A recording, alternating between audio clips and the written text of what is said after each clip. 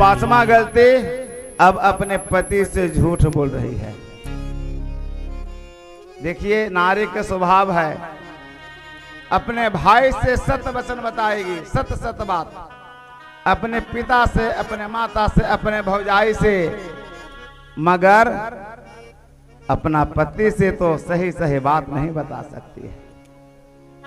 ये नारी का स्वभाव है, अपना पति से सही बात नहीं बताएगी। एक नंबर के जो झूठ झूठ बात होगा ना, अपने पति से झूठी बात बताएगी।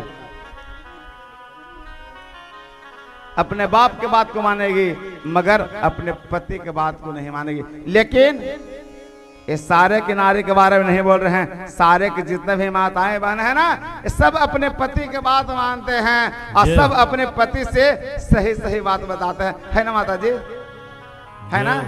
सारे के नारी जितने हैं माताएं लोग, सब अपने पति से कोई झूठ नहीं बताते, छिपाते नहीं है, सब सत्य सत्य बात बताते हैं और अपने पति के बात के मानने में सब निपुण माताएं लोग। आपको प्रणाम है ना माता जी। कोई अपने पति से झूठ नहीं बोलते है ना, आए? सब गछ दिए। देखिए कितना बड़ा सत्यवादी है कि सब गछ दिए। अब देखिए माता सती कहती है, इसीलिए ये माता सती ही जब अपने पति से झूठ बोलती है, अपने पति से का बात नहीं मानती है, तो आजकल के नारी को क्या कहना है। इसीलिए हर नारी झूठ बोलना है तो अपने पति से झूठ बोलने में कोई नारी को पाप नहीं लगता है। ध्यान दीजिएगा, अपने पति से जितना झूठ बोलिए, ऐसे झूठ बोलना पाप है, मगर पति से झूठ बोलना में कोई पाप नहीं है। ध्यान दीजिएगा, क्योंकि माता सती ही अपने पति से झूठ बोल रहे हैं। रामचरितमानस में लिखा हुआ है। तब भोलेनाथ कहते हैं, जो तुम कहा मृषान होई, जो तुम कहा मृषान होई, मोरे मन प्रतीत अति सोई, मोरे प्रतीत अति सोई। तब शंकर दे खहो धर ध्याना, तब शंकर दे खहो धर ध्याना, सती जो कीन है चरित सब जाना, सती जो कीन है चरित सब जाना। भोलेनाथ मन में विचार करते, अरे जो अपने पति का बात नहीं मानता, हम उस पर कैसे विश्वास कर लें। थोड़ा ध्यान करके देखते हैं कि वास्तव में सती परीक्षा लेने गई कि प्रणाम करके आई। भोलेनाथ जब ध्यान करते हैं तो मन में विचार करते, अरे यह तो सती ने माता सीता का भेष धारण करके राम जी का परीक्षा लिया। अगर जो हम अपनी पत्नी सती से प्रेम करते हैं तो आज हमें बहुत बड़ा अब से पाप होगा।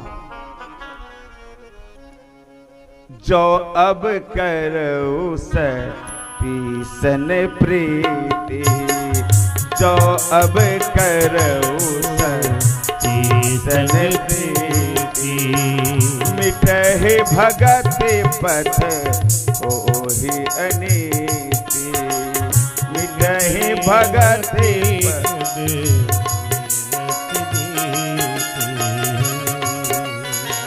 परम पुनीत न जाइत जी, किए प्रेम बल पाप। मन में विचार करते हैं कि अब जो सती से हम प्रेम करते हैं तो हमारे राम जी का अपमान होगा और हमें पाप होगा, क्योंकि इसने माता सीता का भेष धारण किया। इसलिए राम जी ने मन में संकल्प लिए, मन ही मन, कि अब हम सती को अपने पत्नी के रूप में स्वीकार नहीं करेंगे। जब मन में भोलेनाथ ने जब संकल्प लिया ना, ऊपर से देवता लोग भोलेनाथ पर पुष्प वृष्टि कि धन हो शंकर, धन हो शिव, धन हो। माता सती समझ रहे करे देवताओं ने अनायास पुष्प का वृष्टि नहीं कर सकता, जरूर कोई बात है, जरूर कोई बात है।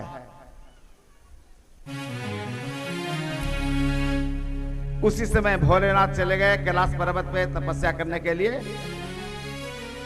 और बीते संवत सहस 87 तजी समाज शंभु अविनाशी 87,000 वर्ष के बाद भोलेनाथ का तपस्या टूटता है। तपस्या टूटने के बाद माता सती भोलेनाथ के पास जाती है। आज भोलेनाथ ने माता सती को कहते आओ सती आओ, और सामने आसन दिए। सामने अपनी पत्नी को जो बाएं तरफ आसन देते थे, सामने आसन दिए। उसी समय माता सती समझ गई कि हमारे पति ने अब हमें मन से, हृदय से परित्याग कर दिया। माता सती को बहुत बड़ा दुख होता है। उसी समय माता सती के पिता ने, दक्ष ने यज्ञ कर रहा था, यज्ञ कर रहा था। उसी समय जितने भी लोग था कैलाश पर्वत पे, सब कहती है माता सती के सखी, अरे सती चलो चलो। कहे कि कहां? लो मालूम नहीं है। अरे तुम्हारा पिताजी ने यज्ञ कर रहे हैं, तुमको मालूम नहीं है? कहे वो तो मालूम है, लेकिन ठीक है तुम जाओ, मैं आऊंगी। अब माता सती जाते हैं भोलेनाथ के पास, कहते कि प्रभु आपके ससुर जी ने, ध्यान दीजिए माता सती क्या कर रही है, आपके ससुर जी ने आपके ससुराल में यज्ञ कर रहे हैं। ये नहीं कह रही है कि हमारे पिताजी ने, आपके ससुर जी ने। कैसे माताएं लोग अपने पति को मनाती है, मैं के जाने के लिए आपके ससुर जी ने यज्ञ कर रहे हैं आपके ससुराल में, हमें भी चलना चाहिए। भोलेनाथ कहे कि यज्ञ कर रहे हैं, बहुत अच्छा है। कहु नीक मोह रेहु मन भावा, कहते हैं कि ये तो बहुत सुंदर बात बताई, मगर बताओ सती क्या न्योता पिठाए हैं? बताओ। बगल में पड़ोसन का न्योता आया, सभी को न्योता आया, तुमको न्योता आया। अगर जो गलती तुम्हारे पिता से मैं किया था, तुम नहीं ना, मगर हमारे कारण तुमको भी त्याग दिया तुम्हारे पिता ने। कहते हैं माता सती कि कौन सा गलती किए थे प्रभु आपने? गलती मैंने कुछ नहीं किया था। तुम्हारे पिता को ब्रह्मा ने देवताओं को नायक बनाया, सेनापति। तुम्हारे पिता ने सभा बुलाया, सभा में मुझे भी निमंत्रण मिला, मैं सबसे पहले गया तो मैं बैठ गया, भगवान को ध्यान लगा, हमें समाधि लग गया। उसके बाद सब देवता आया, तुम्हारा पिता आया, सब देवता तुम्हारा पिता को प्रणाम किया, और मैं भगवान की समाधि में अखंड समाधि लग गया। मुझे पता नहीं चला कि तुम्हारा पिता कब आया। अब सब देवता व्यंग करता है कि देखिए देखिए है इनका दामाद है, ससुर के आने के बाद प्रणाम नहीं किया। तुम्हारा पिता ने हमें भद्दी भद्दी गाली दिया, मगर मैं हमें कुछ मालूम नहीं हुआ, समाधि में था। अब हमारा विरुद्ध में तुम्हारा पिता ने यज्ञ कर रहा है, न्योता दिया नहीं ना? हे सती, बिना बुलाए जाओगी ना? जो बिन बोले जाहु भवानी, जो बिन बोले जाहु भवानी, रहे न सील से नेहु न कानी, रहे न सीलु से नेहु। हे सती, न्योता नहीं आया क्या? बिना न्योता के जाना उचित है? बताओ। अरे गलती हमने किया, तुमने तो गलती नहीं की, मगर तुमको तो बुलाना चाहिए था ना, मगर हमारे कारण तुमको भी त्याग किया। ध्यान दीजिए माताएं लोग, मैके में अगर आपके भतीजा के भतीजी के विवाह हो रहा है, तय हो गया, निमंत्रण नहीं आया, तो क्या जाना उचित है? ऐसे हर नारी को, हर कन्या को अपने पिता के घर का दरवाजा 24 आवर खुला है, कभी भी जा सकते हैं, मगर विशेष उत्सव में अगर आपको न्योता नहीं बैठाता है तो क्या जाना उचित है? मगर माता सती मानने वाली कहां? भोलेनाथ को कब समझी, भोलेनाथ के बात को कब माने? माता सती फिर सोच हो गई। भोलेनाथ ने 2 गन को लगा दिए, शिवगन को, कि जाओ बॉडीगार्ड के रूप में।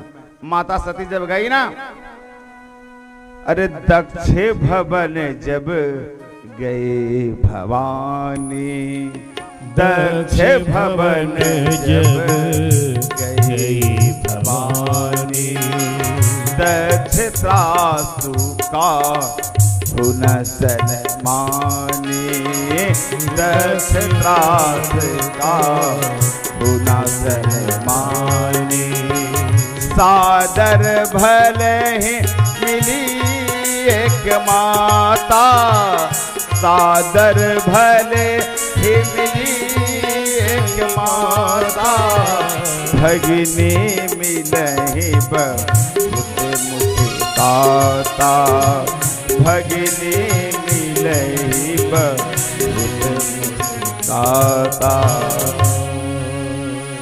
माता सती बिना निमंत्रण के जब मैके गई ना, उसका जो पिता दक्ष था ना, वो देखने के बाद आंख गुड़ेल कर करके, भाव टेढ़ा कर करके सती को देखती है। अरे सती, मन में विचार करते कि तूने बिना निमंत्रण के भी आ गई। अब माता सती के जितने भी बहन हैं, बहन आती है माता सती के पास, कहती आओ आओ सती, अरे हम लोग तुम्हारे ही चर्चा कर रहे थे कि सती नहीं आई। अब एक बहन कहती है, सुनते हैं कि तुमको पिताजी न्योता नहीं दिए थे ना, अब बताइए, इस प्रकार से तुमको पिताजी न्योता नहीं दिए थे ना, हमको नहीं देते हम तो नहीं आते, हमको नहीं देते हम तो नहीं आते, तुम चलाई, तुम बहुत सीधी हो ना, बहुत भोली हो ना, इसीलिए चलाई। एक बहन कहती है कि सती बताओ, अरे तुम्हारा जो पति है, अरे तुम्हारे लिए कोई मकान उकान बढ़िया बंगला बनाया है कि वही कैलाश पर्वत पे झोपड़िए में रखता है तुमको, टुटली मलइये में भी रखता है। एक बहन कहती, अरे तुम्हारा पति तुम्हारे लिए बढ़िया हेलीकॉप्टर, हवाई जहाज खरीदा है कहीं आने जाने के लिए, वही बूढ़ा बस हवेली पर चलता है, बूढ़े पर बस हवेली बाबा। एक बहन कहती है, तुम्हारा पति अरे बढ़िया से कपड़ा उपड़ा पहनता है कि मिर्ग छलवे लपेट के रहती है। उनके जितने बहन सब व्यंग कर रहे हैं, मगर माता सती के जो माता हैं, वो अपने पुत्री को गले से लगा ली कि बेटी चिंता मत करो, हम तुम्हारे पिता को बहुत समझाया था, मगर नहीं माना हमारा बात, मगर कोई बात नहीं है, तुम आ गई ना, हम सब संभाल लेंगे। एक संसार में मां ही जो होती है, अपने पुत्र के, पुत्र होता है पुत्री, बड़ी से बड़ी गलती को मिनट में क्षमा कर देती है। अगर जो पुत्र नालायक हो जाए तो पिता कहता है कि ऐसा पुत्र रहे चाहे मर जाए, मगर मां कभी नहीं चाहती, ठीक है बालक है, आज न कल सुधर जाएगा, सुधरने को चांस दीजिए। अपने पति को समझाती है, अरे क्या कीजिएगा, गलती कर दिया, आखिर है तो आप ही का औलाद ना, पागल हो चाहे जैसे भी हो, मां बेचारी ढोती है, मगर पिता पुत्र नालायक हो तुरंत कहता है ऐसा पुत्र रहे या मर जाए। एक कोई कवि ने कहा है, अरे माई के दूधवा जैसन, माई के दूधवा जैसन कौनो मिठाई ना मिली। सब कुछ मिल जाए पर दुनिया में माई ना मिली। सब कुछ मिल जाए पर दुनिया में माई ना मिली। माई के दूधवा जैसन, माई के दूधवा जैसन कौनो मिठाई ना मिली। सब कुछ मिल जाए पर दुनिया में माई ना मिली। सब कुछ मिल जाए पर दुनिया में माई ना मिली।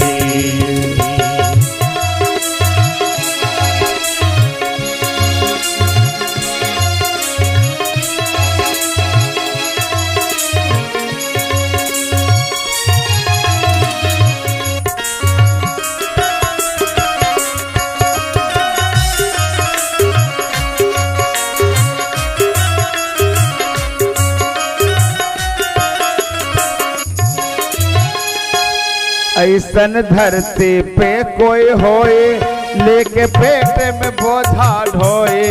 ऐसन धरती पे कोई होई लेके पेट में बोझा ढोई। ऐसन धरती पे कोई होए लेके पेट में बोझा ढोए। ऐसन धरती पे कोई होई लेके पेट में बोझा ढोई। भटके तन को ना घबराए, दुखवा हंस के सब सह जाए। तन को ना घबराई, के सब सह जाई। जग में इनसे बढ़कर कौनो हो,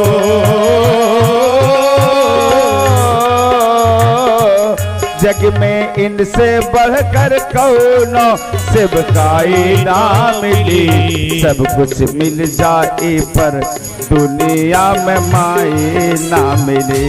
सब कुछ मिल जाए पर दुनिया में माई ना मिली। सब कुछ मिल जाए पर दुनिया में माई ना मिली।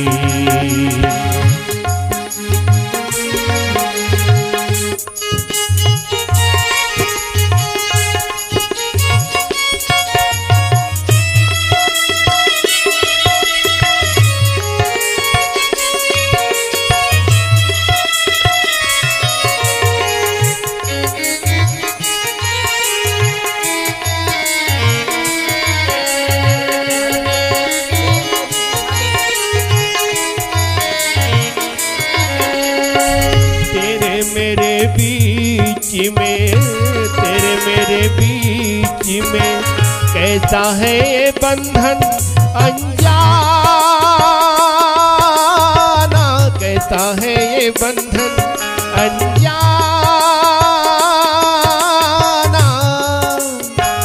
मैंने नहीं जाना, तूने नहीं जाना।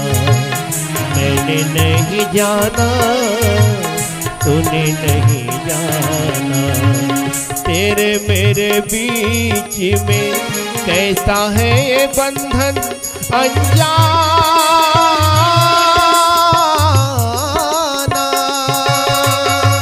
सब कुछ मिल जाए पर दुनिया में माई ना मिली। सब कुछ मिल जाए पर दुनिया में माई ना मिली। सब कुछ मिल जाए पर दुनिया में माई ना मिली। सब कुछ मिल जाए पर दुनिया में माई ना मिली।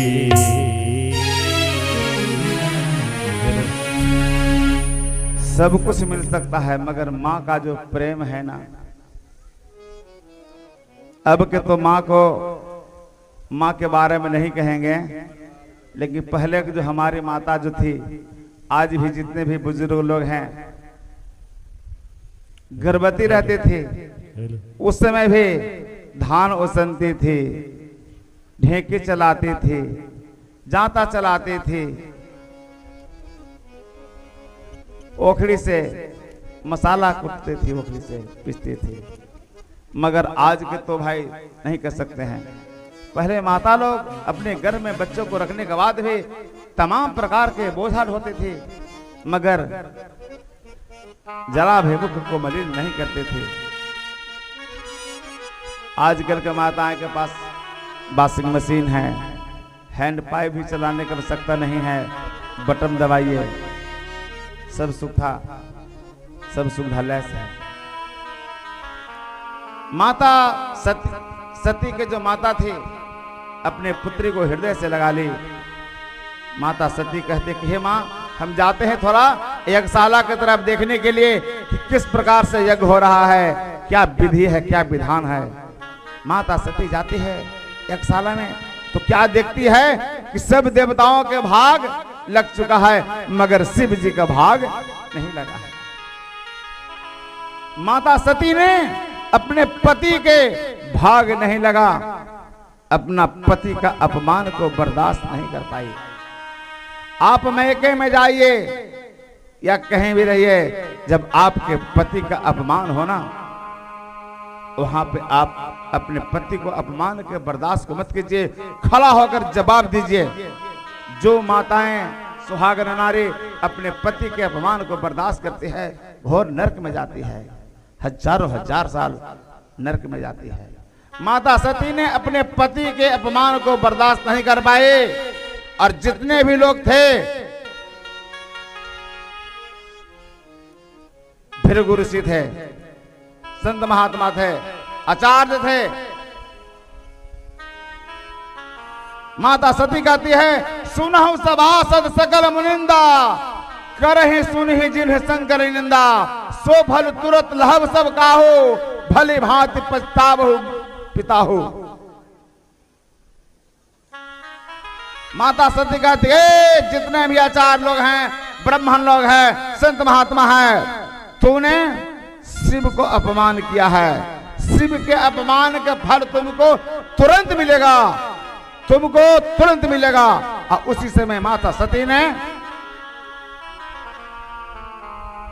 यज्ञशाला में ही अपने अंगूठा के द्वारा यज्ञाग्नि को प्रकट की और अपने शरीर को जला करके नष्ट कर दिया।